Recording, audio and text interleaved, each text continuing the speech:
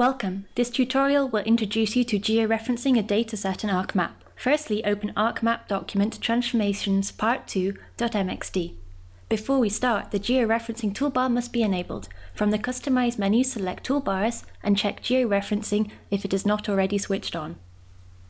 Then display the farm dataset that we wish to correct and define it in the layer box of the georeferencing toolbar. Now add the vector layer top10vector.layer to the data frame. It can be found through the catalog in the D drive, in the course folder, and then in the data folder.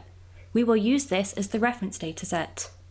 Right-click on the reference dataset and zoom to the layer. To help with visual identification later, we change the fill symbology to empty.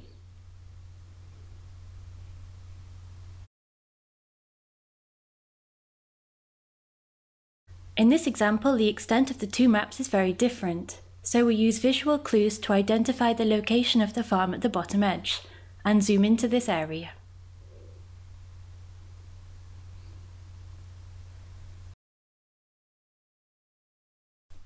Now display the farm layer again. Do this by clicking on the Georeferencing drop-down arrow, again in the Georeferencing toolbar. Select Fit to Display. We can now identify corresponding features in both the maps to use as control points. Here we see the same polygon shape twice, recognisable as the pond behind the Gaia building.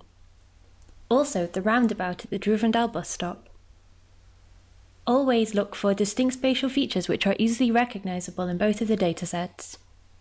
Click the Control Points tool. The pointer on the display changes into a crosshair.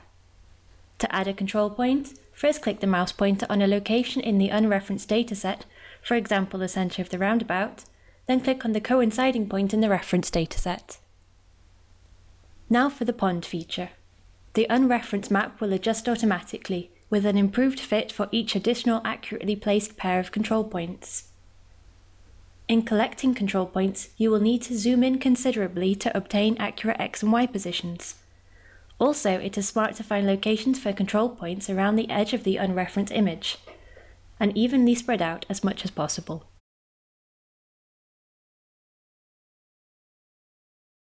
In total, you must collect sufficient control points to solve the transformation equations. For the first order polynomial, you must collect a minimum of 3 control points. For a second order polynomial, a minimum of 6, and for a third order polynomial equation, a minimum of 10 control points. However, it is wise to collect more than the required minimum. With more control points, the coefficient estimations are improved, which results in smaller measurement errors and a higher accuracy. We can now visually judge the overall fit. The lower right-hand corner fits least best. It is probable that a control point at this position is poorly placed. The image and map coordinates of the control points are stored in the link table. Click the View Link Table button. The table shows the X and Y coordinates of the control points and their residual errors. To delete a control point, select it and click the Delete button on the upper right corner of the dialog box.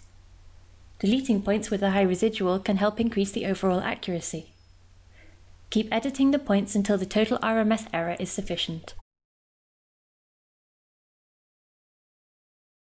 After collecting 12 control points, a total RMS error of between 2 and 4 is acceptable.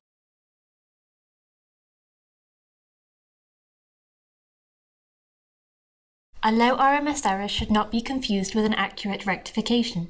For example, using the minimum number of control points required by the useTransformation function, 0 RMS should be given. Nevertheless, the transformation may contain substantial errors, because the fact that the function fits perfectly with this minimum number of points does not mean that it also fits the rest of the map.